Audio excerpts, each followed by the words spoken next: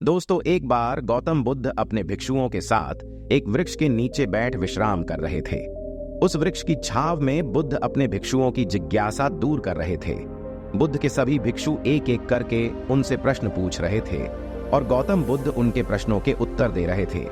बुद्ध के उन भिक्षुओं में कुछ भिक्षु ऐसे भी थे जो कुछ समय पहले ही संघ से जुड़े हुए थे, जिसके कारण अभी उनके भीतर वह समझ पैदा नहीं हुई थी जो गौतम बुद्ध के प्रवचनों को समझ सके।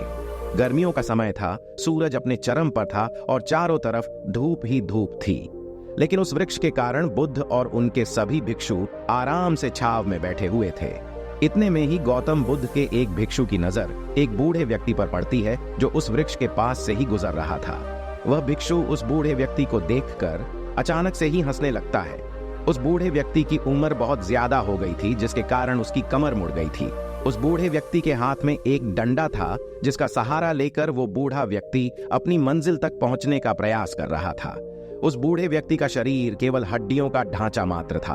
अपने भिक्षु को हंसते हुए देख बुद्ध उससे कहते हैं कि मेरे प्रिय भिक्षुओं, कृपा कर हंसो मत, क्योंकि जिस व्यक्ति को देखकर तुम अभी हंस रहे हो वो कोई साधारण व्यक्ति नहीं है, बल्कि वह व्यक्ति इसी क्षण तुम्हारे जीवन को रूपांतरित करने की क्षमता रखता है। जो आज तक मैं तुम्हें सीखा नहीं पाया, वह यह बूढ़ा व्यक्ति तुम्हें सिखा रहा है। इसके द्वारा दी गई सीख को बेकार न करो। बुद्ध की ये बात सुनकर वह भिक्षु बुद्ध से कहता है कि मुझे क्षमा करे बुद्ध, पर मुझे ये समझ नहीं आ रहा है कि जो एक बूढ़ा व्यक्ति जो खुद अपने शरीर और अपनी बीमारियों से लाचार है, वो मुझे क्या सिखा सकता है। फिर बुद्ध उस भिक्षु से कहते हैं कि ये बूढ़ा व्यक्ति तुम्हें तुम्हारा भविष्य दिखा रहा है। जिस बुढ़ापे को और लाचारी को देखकर तुम अभी हंस रहे हो, वो बुढ़ापा और लाचारी तुम्हारे जीवन में भी आने वाली है। वह बूढ़ा व्यक्ति तुमसे कह रहा है कि अभी समय है, इस स्वस्थ शरीर का अच्छे कर्म करने के लिए उपयोग करो। अगर तुम्हारा ये स्वस्थ शरीर तुम्हारे हाथ से निकल गया तो फिर से वापस नहीं आएगा, और अभी तुम्हारा ये शरीर सही से काम कर रहा है, जैसे कि तुम्हारे हाथ, पैर, आंख, कान और ये सभी चीजें सही से काम कर रही हैं। क्या यह छोटी बात है? और क्या तुम इसे मामूली सी बात समझ रहे हो?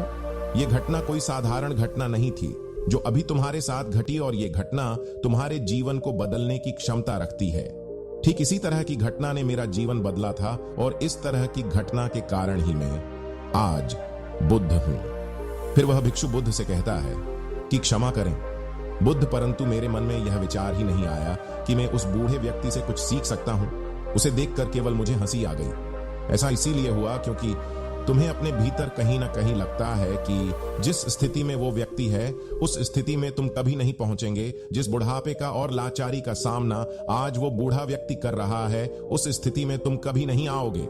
जिस बुढ़ापे का और लाचारी का सामना आज वो बूढ़ा व्यक्ति कर रहा है, तुम्हें लगता है कि उसका सामना तुम कभी नहीं करोगे, इसीलिए तुम उस बूढ़े व्यक्ति को देखकर हंस पाए।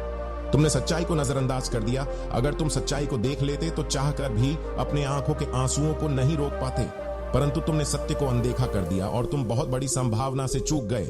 बुद्ध की ये बात सुन वो भिक्षु बुद्ध से क्षमा मांगता है और ये निश्चय करता है कि वह अपने स्वास्थ्य का उपयोग अपने अहंकार को बढ़ाने में नहीं, बल्कि परम सत्य को पाने में करेगा। दोस्तों, जो लोग इस कहानी को सुन रहे हैं, हो सकता है कि आप बड़ी बड़ी समस्याओं में हो, या हो सकता है कि आप परेशानियों में हो, लेकिन फिर भी एक बात को हमेशा ध्यान में रखना है कि जब तक आपका स्वास्थ्य ठीक है, तब तक आप किसी भी बड़ी से बड़ी समस्या से बाहर आ सकते हैं। दोस्तों, इसीलिए बुद्ध ने कहा है कि हमारा स्वास्थ्य हमारा सबसे बड़ा उपहार है जो हमें इस सृष्टि से मिला हुआ है, इसीलिए इसका उपयोग सही से करें। दोस्तों, आपको यह गौतम बुद्ध की कहानी कैसी लगी? कृपया हमें नीचे कमेंट बॉक्स में कमेंट करके जरूर बताएं। और आपको यह कहानी पसंद आई होगी तो अपने दोस्तों के साथ इसे अवश्य शेयर कीजिए।